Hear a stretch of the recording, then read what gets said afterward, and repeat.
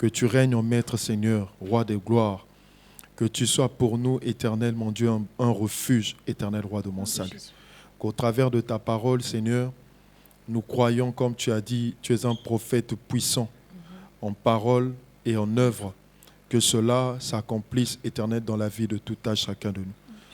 Nous te célébrons, nous te disons tous merci, dans le nom de notre Seigneur Jésus-Christ. Amen. Amen. Nous allons prendre nos Bibles.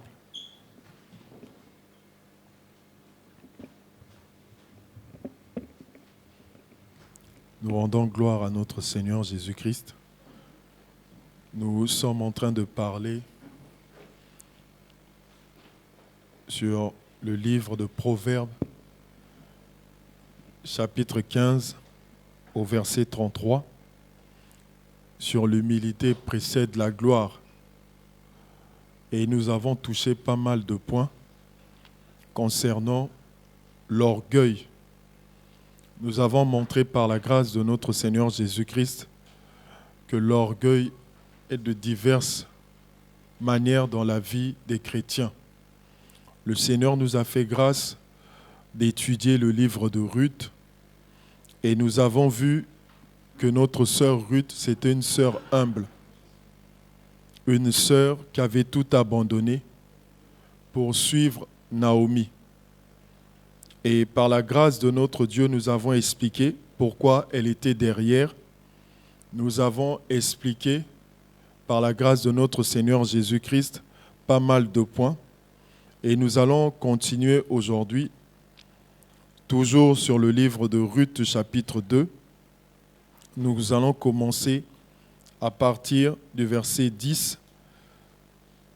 Si le frère David peut nous aider au niveau de la lecture.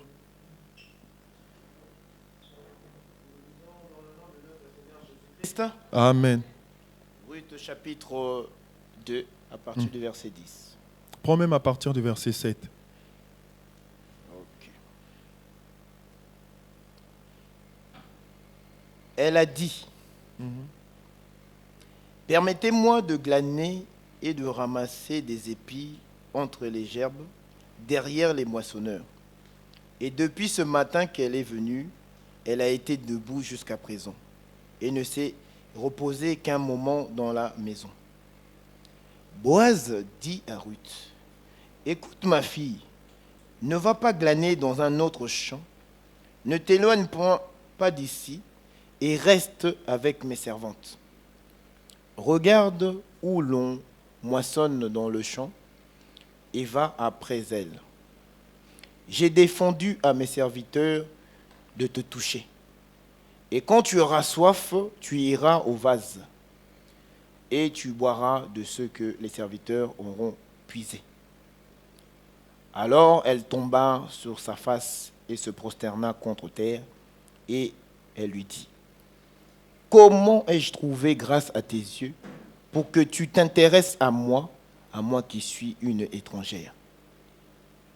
Boaz lui répondit, on m'a rapporté tout ce que tu as fait pour ta belle-mère depuis la mort de ton mari, et comment tu as quitté ton père et ta mère et le pays de ta naissance pour aller vers un peuple que tu ne connaissais point auparavant. Que l'Éternel te rende ce que tu as fait et que ta récompense soit entière de la part de l'Éternel, le Dieu d'Israël, sous les ailes duquel tu es venu te réfugier. Tu peux t'arrêter là pour l'instant. Et lorsque nous lisons, la Bible dit que Boaz va dire que l'Éternel te rende ce que tu as fait. Et nous avons expliqué par la grâce de notre Seigneur Jésus-Christ ce que Ruth avait fait pour Naomi. Et premièrement, Boaz dit comment elle était avec sa belle-mère, comment elle avait quitté son père, son peuple, sa mère, pour suivre Naomi. Et nous voulons expliquer ici par la grâce du Seigneur Jésus-Christ que l'orgueilleux, c'est celui-là qui fait des choses pour qu'on le regarde. L'orgueilleux, c'est celui-là qui manifeste de l'aide ou encore qui va vers les gens pour les aider afin qu'on le regarde. Mais lorsque nous lisons cette écriture, nous voyons que Ruth, en quelque sorte, ne faisait pas pour que Naomi le regarde, mais c'est parce qu'elle avait de l'amour pour Naomi. Parce que sans l'amour, Ruth ne devait pas s'attacher à elle. Voilà pourquoi Boaz insiste. On m'a dit comment tu as quitté ton père, ta mère, pour s'attacher à qui? À Naomi. Mais tu ne peux pas t'attacher à une personne si tu n'as pas l'amour envers cette personne-là. Ruth avait de l'amour pour Naomi. Et cet amour a poussé Ruth à s'attacher à elle, à abandonner ses dieux.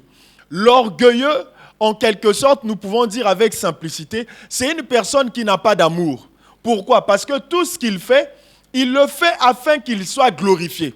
Or, la Bible dit, l'amour pardonne tout, l'amour croit tout, l'amour ne soupçonne point, l'amour ne cherche pas son intérêt. Est-ce que nous sommes en train de comprendre? Ruth, l'amour qu'elle avait pour Naomi, elle ne cherchait pas son intérêt, mais elle cherchait que Naomi soit en quelque sorte trouvée entre de bonnes mains. Donc elle entretenait Naomi sans attendre rien en retour. Mais l'orgueilleux, c'est celui-là qui attend quelque chose en retour. Voilà pourquoi nous voulons dire aujourd'hui, par la grâce que le Seigneur nous donne, un orgueilleux n'a pas d'amour. Parce que tout ce qu'il fait, c'est afin qu'on le regarde. Tout ce qu'il fait, c'est afin qu'on l'applaudisse. Tout ce qu'il fait, c'est afin qu'on parle de lui. Tout ce qu'il fait, c'est afin qu'après cela, qu'on dise que non, ce qu'il a fait, c'est bien. En réalité, nous comprenons qu'il n'a pas d'amour. Parce qu'il veut que les regards des gens soient dirigés auprès de lui. Mais si tu lis bien, tu vois que Ruth avait l'amour envers Naomi. Donc cet amour-là, elle ne se voyait plus en tant que telle. Pour elle, le bien qu'elle faisait, c'est afin que Naomi soit entretenue. Est-ce que nous comprenons? Voilà pourquoi tu verras que l'aide que nous donnons aux gens, la manière à laquelle nous sommes en train de les assister, ce n'est pas par amour, c'est afin qu'on nous regarde. Ce n'est pas par amour, c'est afin qu'on soit élevé. Ce n'est pas par amour, c'est afin que les gens reconnaissent que telle personne est passée par là. Là, tu es en train de chercher quoi? Ton intérêt. Donc, tu n'as pas d'orgueil, tu n'as pas l'humilité. Tu es orgueilleux. Voilà pourquoi, le dimanche dernier, le pasteur avait donné un verset, mais on va le lire. Luc chapitre 7.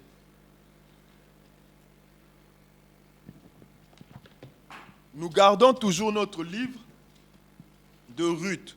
Mais allons-y dans Luc, chapitre 7.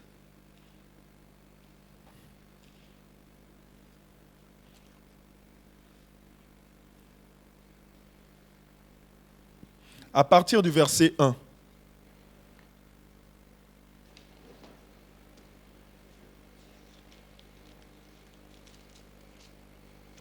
Nous lisons la parole de Dieu. Amen. Après avoir achevé tous ses cours devant le peuple qui l'écoutait, Jésus entra dans Capernaum.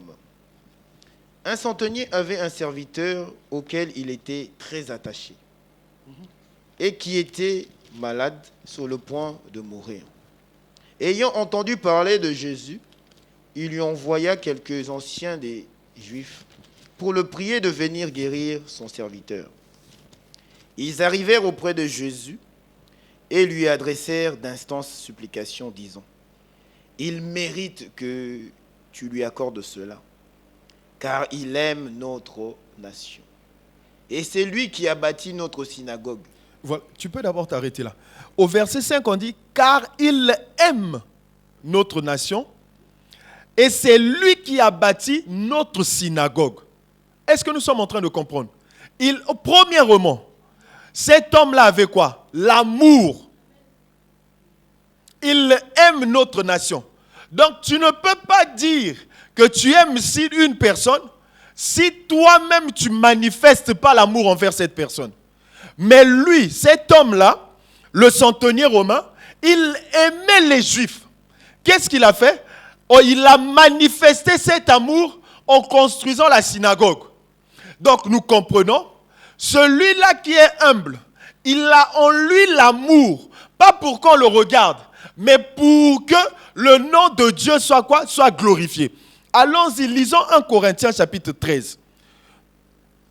Après, nous allons repartir sur le livre de Luc 7. 1 Corinthiens chapitre 7. 1 Corinthiens chapitre 13, pardon.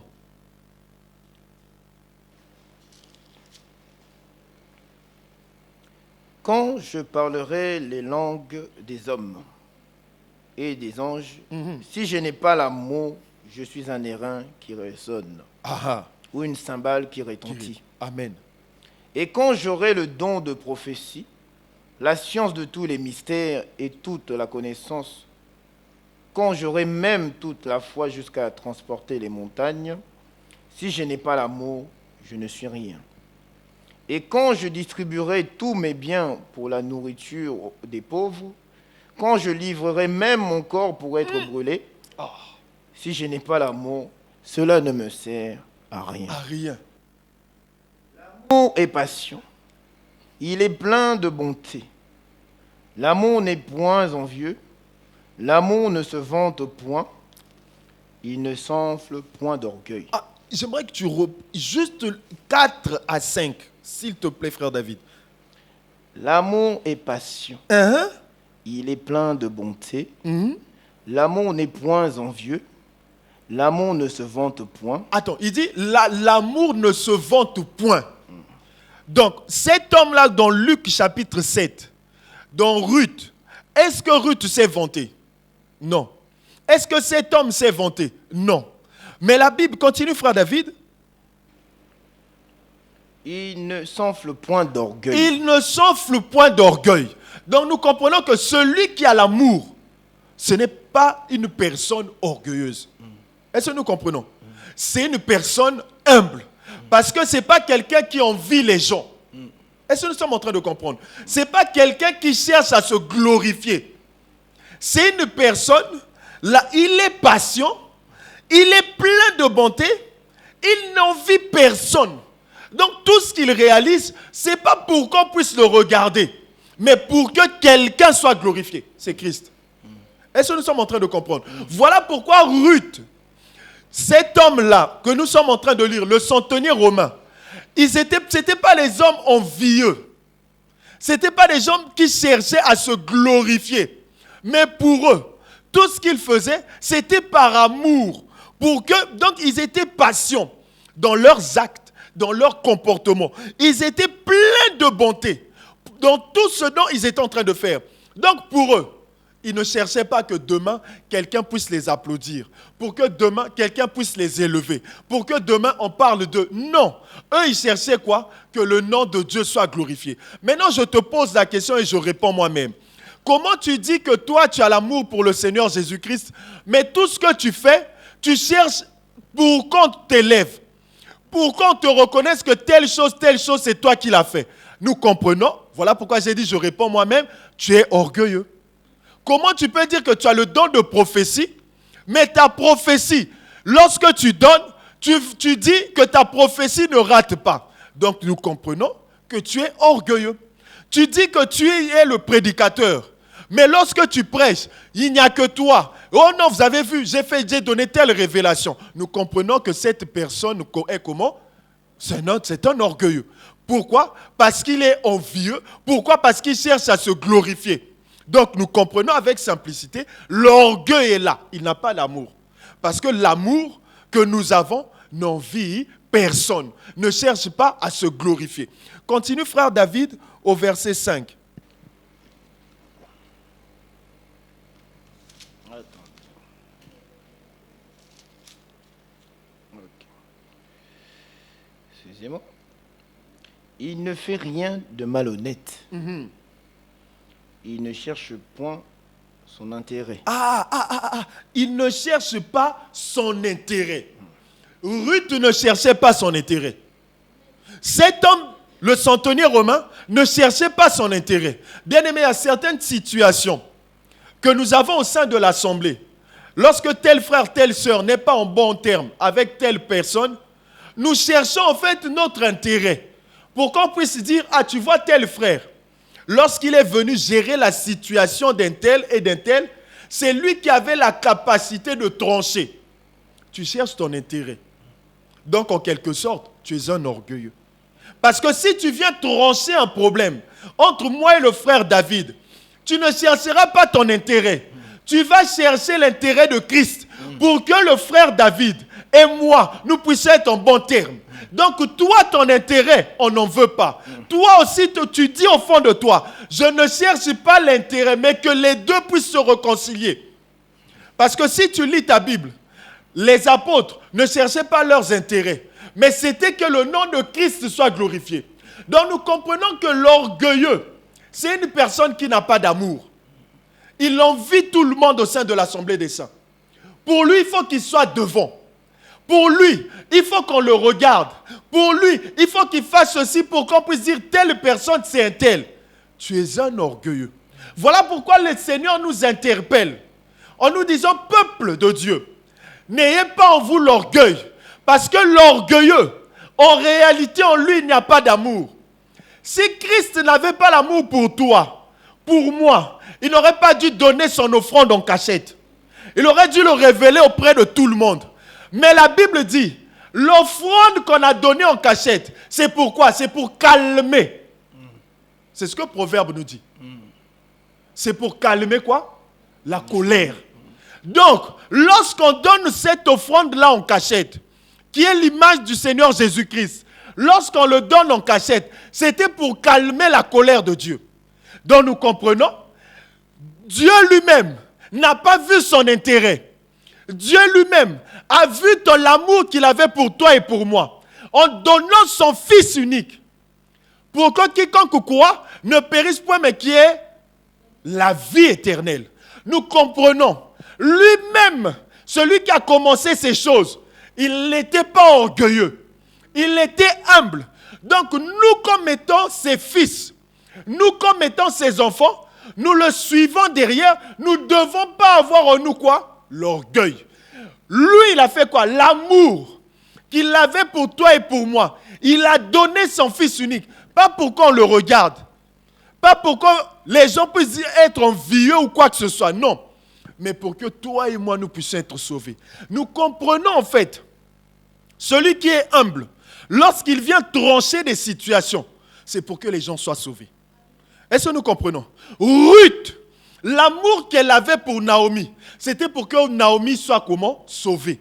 Mais sauf que les actes qu'elle était en train de poser pour que Naomi soit sauvée, en réalité, ces actes-là que nous avons dit dimanche dernier, c'était quoi? L'acte qui a crié auprès de Boaz pour intervenir pour elle. Est-ce que nous comprenons?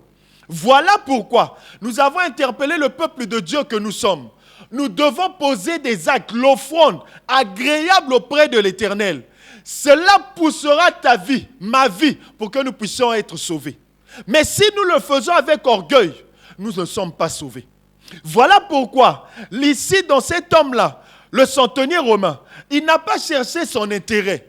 Mais il avait quoi? L'amour pour ce peuple. Qu'est-ce qu'il fait? Il construit la synagogue. Et bien aimé, lis un peu ta Bible. Tu verras que lorsque tu lis ta Bible, tu vois qu'on dit quoi? Que dans le temple, lorsqu'un étranger viendra prier, on fasse quoi? On doit l'exaucer.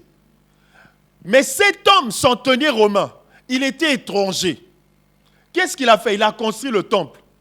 L'offrande qu'il donne, les Juifs ont fait quoi? Ont présenté cela. Ça a fait quoi? Ça a crié dans le temple pour qu'ils puissent obtenir quoi? La vie. Mais si tu lis encore ta Bible, tu verras que le centenier romain, ce n'était même pas pour lui, c'était pour son serviteur. Est-ce que nous comprenons? Mais l'amour qu'il avait pour son serviteur, cet amour-là a poussé au centenier romain d'interpeller Christ pour lui. Est-ce que nous sommes en train de comprendre? Donc, la réciprocité de l'amour a engendré l'amour encore pour qu'il soit sauvé. Parce que l'amour que tu as pour moi aussi c'est de la même manière. Je dois aimer le frère David. L'amour que le frère David a reçu de moi, c'est de la même manière qu'il doit aimer maman Nicole. Donc cet amour-là en nous, ce n'est que Christ. En réalité, ça ne doit pas pousser chacun de nous à s'enorgueillir. Parce que cet amour nous couvre et nous ne cherchons en aucun cas à être glorifiés. Et cet amour-là nous protège. Voilà pourquoi l'amour que le centenier romain avait pour son serviteur, cet amour-là a produit aussi aux gens d'expliquer que cet homme a aussi de l'amour pour nous. Est-ce que nous sommes en train de comprendre? Donc l'amour pour son serviteur a engendré l'amour aussi envers les Juifs, à reconnaître que cet homme a fait quelque chose pour nous. Maintenant, expliquons ça d'une manière simple. Si tu as la haine pour ton frère, si tu as la haine pour ta sœur, qu'est-ce que tu veux recevoir encore? Ce n'est que la haine. Si tu es orgueilleux envers une personne, qu'est-ce que tu vas recevoir? Ce n'est que l'orgueil aussi. Est-ce que nous sommes en train de comprendre? Mais si tu manifestes l'acte d'amour envers la personne, ton frère, ta sœur, sache-le, l'amour que tu es en train de faire, sans pour toi attendre rien en retour, cet amour-là va crier aussi. Quelqu'un criera par rapport à ce que tu as fait. Et il dira, un tel a manifesté comme ça dans ma vie. Est-ce qu'on ne peut pas faire quelque chose pour lui? Voilà pourquoi vous remarquerez, il y a certaines personnes au sein de l'Assemblée, lorsqu'ils ont des situations difficiles, personne ne se lève. On se pose la question, mais comment cela se fait-il? Oui, parce qu'en réalité, toi, lorsque tu es là, tu ne manifestes pas l'amour. Tu es un orgueilleux en disant que tu es tout le temps dans ton coin. Mais ceux qui manifestent l'amour sincère, lorsqu'ils sont dans des situations difficiles, les gens se lèvent pour eux. Parce que leur amour est humble. Leur amour attend rien en retour. Voilà pourquoi nous avons certaines personnes qui se posent la question en disant, mais comment tout le monde dirige ses regards vers telle personne? Ce n'est pas qu'on dirige nos regards vers telle personne. C'est parce que la personne manifeste l'acte d'amour avec humilité. Donc nous pratiquons que les Saintes Écritures en suivant cette personne. Mais le jour où toi aussi tu recevras le code, tu manifesteras l'amour avec humilité, on va te suivre. Parce que ce qui nous lie, c'est l'amour du Père. Ce n'est personne d'autre, c'est l'amour du Père. Mais toi, ton amour, tu envies les autres. Toi, ton amour, tu veux que les regards de tout le monde soient dirigés auprès de toi. Voilà pourquoi dans ta vie, il y a des choses qui ne se réalisent pas. Pas que parce que c'est la faute de telle ou telle personne. C'est ta propre faute. Parce que l'orgueil est tellement assis en toi que tu n'arrives pas à avancer. Et que l'amour que tu as, en réalité, ce n'est pas l'amour, mais tu envies tout le monde. Voilà pourquoi le centenier romain n'avait pas regardé à gauche, à droite, mais il avait l'amour des Juifs. Bien-aimé, lorsque tu lis ta Bible, tu vois que pour que les Juifs puissent t'aimer, il faut que tu aimes leur Dieu. Tu ne peux pas dire que tu aimes le Juif si tu n'aimes pas son Dieu. Naomi, pour que Naomi accepte Ruth, il fallait que Ruth quitte ses dieux, quitte son père, quitte sa mère pour s'attacher à Naomi. Donc en réalité, le Seigneur ne peut pas nous aimer si nous avons encore nos dieux, l'orgueil. Si nous sommes envieux, si nous sommes là à toujours critiquer, le Seigneur ne nous aime pas. Mais aujourd'hui, il nous montre comment est-ce qu'il veut nous aimer. Il nous a déjà aimés en donnant son Fils unique. Mais il veut encore manifester davantage d'amour auprès de nous. Donc, qu'est-ce que nous devons faire? C'est de pouvoir quitter nos dieux et nous attacher à Naomi. À ce moment-là, nous allons recevoir ce que l'Éternel a prévu pour toi et pour moi. Voilà pourquoi le centenier romain ici, la Bible est claire. Il dit, car il aime notre nation. Et c'est lui qui a bâti notre synagogue. Il aime notre nation. Quelqu'un qui t'aime, c'est une personne comme nous l'avons lu dans 1 Corinthiens chapitre 13. Pour lui, sa vie, c'est un tel. Il a les yeux fermés. Donc quand tu aimes une nation, tu dois apprendre aussi l'hymne national de cette nation. tu dois apprendre les comportements, les attitudes, tout ce qu'ils font dans cette nation. Mais comment toi tu dis que tu aimes le Seigneur, mais tu ne connais pas l'hymne national? Comment tu dis que tu aimes cette nation, mais tu te comportes pas comme les gens de cette nation? Or, les gens de cette nation, c'est des gens humbles. C'est des gens pour eux. Leur hymne national, du début jusqu'à la fin, ce n'est que le Seigneur qui est glorifié. Est-ce que nous comprenons? Mais toi, tu viens avec l'hymne national de ton pays, où les hommes sont élevés. Ah non, tu n'aimes pas cette nation. Tu es encore orgueilleux. Voilà pourquoi ici, le centenier romain, c'était un homme humble, en parole et en œuvre. On voyait, on regardait son humilité.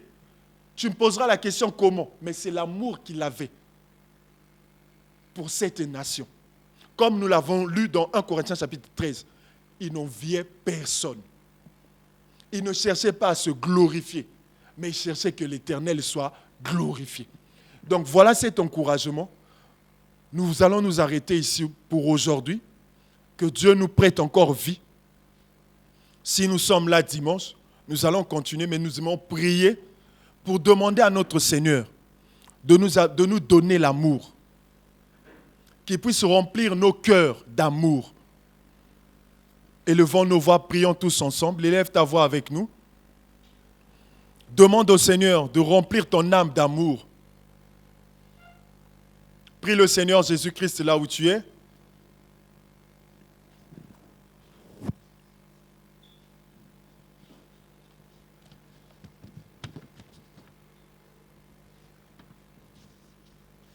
Gloire au Seigneur. Toi le Dieu véritable, toi le Dieu créateur, toi le Dieu de tout temps et de toutes circonstances. Ô Seigneur, remplis-nous de ton amour. Remplis-nous de ton amour, Seigneur, nous te supplions. Remplis-nous de ton amour, toi le Dieu véritable. Que ton peuple, Seigneur, nous qui sommes là, même nos bien-aimés qui n'ont pas pu être là, Seigneur, remplis-nous d'amour. Dans le nom puissant du Seigneur Jésus-Christ. Bien-aimés, continue à prier. Élève ta voix, insiste dans ta prière que l'Éternel puisse remplir chacun de nous de son amour.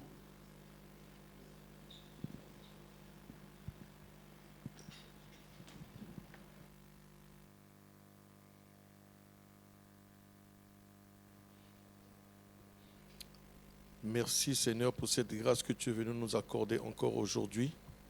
Merci pour cette exhortation. Merci parce que tu as vu nos cœurs et tu veux que nous puissions réellement avoir de l'amour au-dedans de nous. Parce que celui qui n'a pas d'amour ne peut voir Dieu. Merci mon Créateur. Et nous savons que tu as mis de l'amour au-dedans de nous. Et notre prière est que cet amour soit maintenant manifeste afin que l'orgueil fléchisse les genoux et quitte nos vies. Merci Seigneur pour cet enseignement. Que tous ceux qui ont été au service soient bénis. Que les chantres soient bénis. Dans le nom de Jésus, les instrumentistes soient bénis. Au nom de Jésus-Christ, celui-là qui nous a présidés, qui nous a conduits dans l'adoration. Je le bénis aussi au nom de Jésus-Christ. Celui qui nous a enseigné, qu'il soit aussi béni au nom de Jésus-Christ. Que toute cette assemblée soit bénie. Que ces offrandes soient aussi utiles pour l'avancement de ton œuvre. Que ces offrandes soient bénies. Et bénis tous ceux et celles qui ont contribué à emmener dans cette corbeille leurs offrandes. Notre chemin de retour entre tes mains. Nous te recommandons aussi tout le reste de nos activités de la semaine. Que ton nom soit élevé. Au nom de Jésus-Christ, nous avons ainsi prié. Amen.